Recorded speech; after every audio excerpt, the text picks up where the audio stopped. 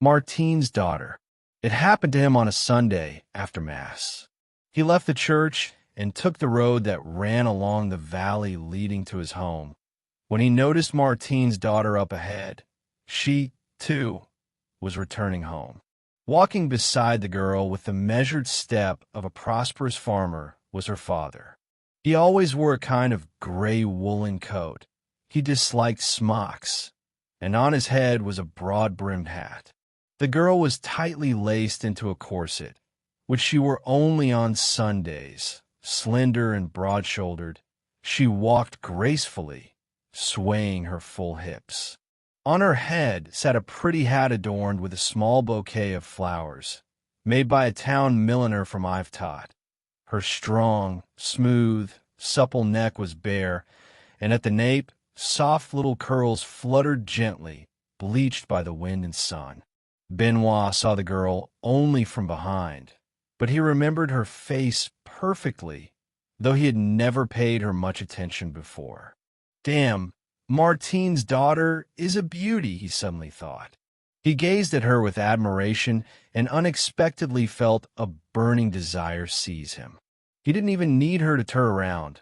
No, his eyes were fixed on her maidenly form, and the same thought raced through his mind. Damn, what a beauty! The girl turned right, toward Martine's farm, the farm of Jean Martine, her father's farm, and glanced back. She saw Benoit, who for some reason was staring at her in a way she found oddly amusing, and called out, "Good day, Benoit." Good day, Miss Martine," he replied and walked on. When he returned home, the soup was already on the table. He sat across from his mother, beside the farmhand and the hired man, while the maid hurried to pour cider. Benoit took a few spoonfuls of soup and pushed the bowl away. "Are you feeling unwell?" his mother asked. "No, my stomach's just bloated. I don't feel like eating," he replied. He watched as the others ate, occasionally breaking off a piece of bread, slowly putting it in his mouth, and chewing thoughtfully. His mind was occupied with Martine's daughter. She really is a beauty. How had he never noticed it before? The realization had come so suddenly and shaken him so deeply that he had completely lost his appetite. He didn't touch the roast. "Come now, eat just a little, Benoit," his mother urged. "It's lamb. It'll do you good. Even if you don't feel like it, force yourself to eat." Benoit swallowed a bite or two and pushed the plate away. No, nothing would go down. In the afternoon, he decided to go for a walk and dismissed the hired man, saying he would bring the cattle and himself on his way back. The fields were deserted. People were resting on Sunday. Here and there, in clover patches warmed by the sun, languid cows with swollen udders lay chewing their cud. Plows stood waiting beside the furrows, broad, dark strips of already plowed fields, ready for sowing, alternated with yellow stretches of freshly cut wheat and oat stubble. A sharp autumn wind swept across the countryside, a sign that it would grow chilly in the evening after sunset.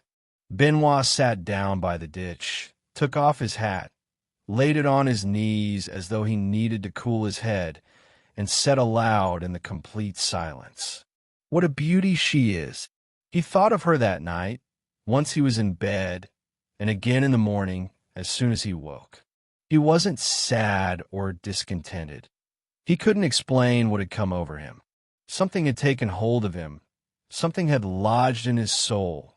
Some trifle, God knows what, had settled there and was tickling his heart. It was like when a large fly finds its way into a room. With a loud buzz, it darts first one way, then another, and the sound disturbs you, irritates you. Suddenly, the fly stops, grows quiet. You even forget about it, but then it takes off again, and against your will, you follow it with your eyes. You can't catch it, drive it out, kill it, or calm it. It pauses only for a moment, and then resumes its annoying buzzing. Just like that, The thought of Martine's daughter tormented Benoit like a pesky fly. Then he felt a longing to see the girl again, and he began to linger near Martine's farm.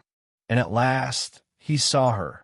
She was hanging laundry on a line strung between two apple trees. The day was warm. Martine's daughter wore only a short underskirt. Her shirt, worn directly against her bare skin, clung tightly to her firm young breasts whenever she raised her arms to hang a towel. Benoit stood as if rooted behind the ditch. An hour passed, and though the girl had long since disappeared into the house, he still hadn't moved. He returned home even more agitated than after their first encounter. For a whole month, his thoughts were occupied with Martine's daughter alone. He even flinched when her name was mentioned in his presence. He lost his appetite entirely, broke out in sweats at night, and hardly slept. On Sundays, during Mass, he couldn't take his eyes off her. She noticed and began to smile at him, flattered by such open admiration. One evening, he met her quite unexpectedly on a country road. She saw him and stopped. Fear and excitement took his breath away, but he strode firmly toward her, determined to say everything. And, stammering, he began, "Well, Miss Martine, you see yourself. Things can't go on like this." "What can't go on like this, Benoit?" the girl asked with a smile. "That I think of you all day long." She put her hands on her hips. "And am I making you?" "You are," Benoit hesitated. "You are. I can neither drink nor eat. I can't sleep. I can't catch my breath." "Then what will cure you of this?" she whispered. He was at a loss. His arms hung limp, his eyes widened, his mouth fell slightly open. She gave him a strong shove and ran off. From that day on, they began to meet, now by the boundary ditches, now on the road through the ravines, now in the fields at dusk, when he was leading the horses home after work and she was driving her cows back for pasture.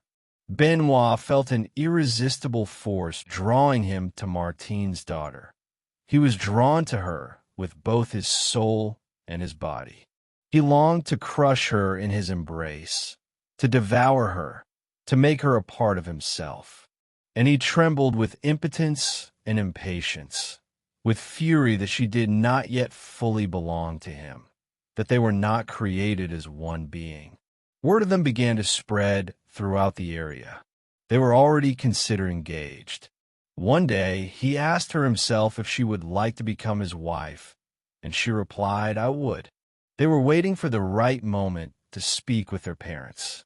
And then, out of nowhere, she stopped coming to their meetings. He lingered for hours around their farm, but never once caught sight of the girl. He had to wait until Sunday to see her in church. And that Sunday, right after Mass, the priest announced from the pulpit the engagement of Victoire Martine to Jospin Isidore Vallon.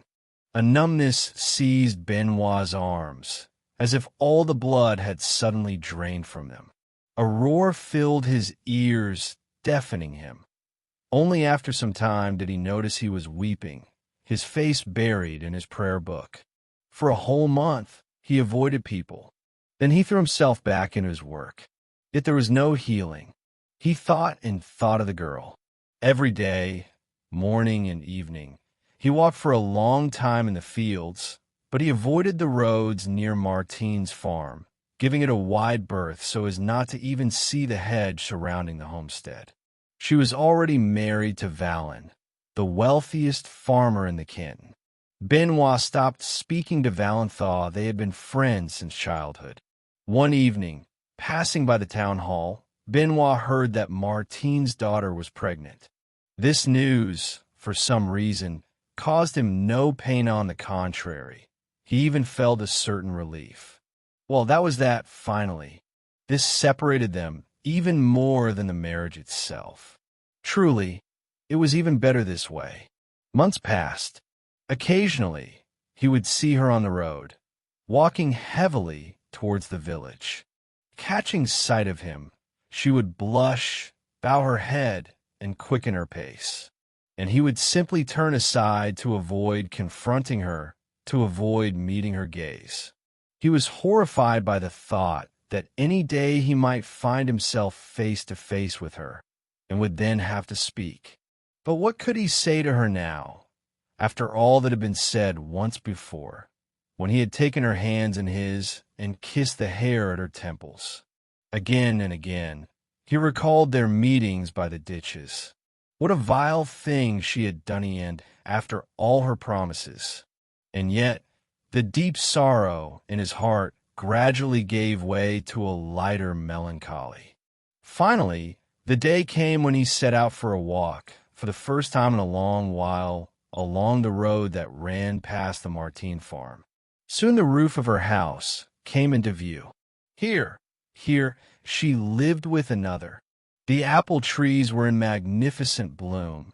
Roosters crowed on the dung heap. The farmstead seemed deserted. The owners had gone out to the fields. It was the height of the spring work. Benoit stopped by the fence and let his gaze wander over the yard. A dog slept near its kennel. 3 calves were plodding slowly, one after another, towards the water trough. A fat turkey fanned its tail by the doorstep, strutting proudly, like a singer on a stage before a flock of hens. Benoit leaned against a post. Suddenly, for some reason, he felt a terrible desire to weep. But just then, a cry reached him from the house, a long, desperate wail. Benoit stood frozen, gripping the fence rail, listening intently. And again, a long, despairing wail pierced his ears, his very heart, searing his entire being. It was she who was screaming. He tore himself from the spot, ran across the meadow, flung the door open violently, and saw a hare on the floor. Livid, with eyes wild from pain, she was writhing convulsively in the throes of labor. He stood rooted to the threshold, turned pale, trembled more violently than she, and stammered, "It's me. I'm here, Miss Martine." Gasping for breath, she replied, "Oh, don't leave me alone. Please don't leave me, Benoit." He looked at her and did not know what to do, what to say. She cried out again, "It hurts. It's tearing me to pieces." "Oh, Benoit." She twisted and turned in agony. And then Benoit was suddenly seized by a frantic desire to save her, to calm her pain, to deliver her from this torment. He bent down, gathered her in his arms, lifted her, and carried her to the bed. She did not stop moaning as he quickly undressed her, pulling off her jacket, her skirt, her blouse. She bit her own hands to stifle her screams. And he did what he usually did for his animals, for the cows, the ewes, the marries. He helped her give birth, and soon he was holding a squealing infant in his hands. He wiped it clean, swaddled in a cloth that was drying by the stove, laid it on the table atop a pile of Uniron laundry, and returned to the new mother. He laid her back on the floor, changed the sheets, and then carried her to the bed. She whispered, "Thank you, Benoit. You are a good man." And, as if from some belated remorse, she began to weep quietly. And as for him no longer loved her, he did not love her at all. His love for her was finished. How? Why? He could not have explained it himself. But what had just taken place had cured him more effectively than 10 years of separation could have. Exhausted and agitated, she asked, "What is it? What do I have?" He replied calmly, "A girl, and such a pretty one." They fell silent. Soon, the mother asked softly, "Show her to me, Benoit."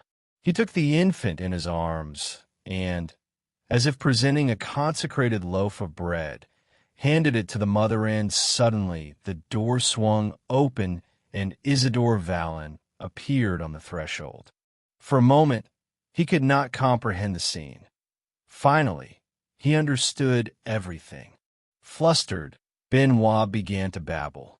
I was passing by, just walking past, and suddenly I heard screaming. Well, I ran in. Here is your child, Valen.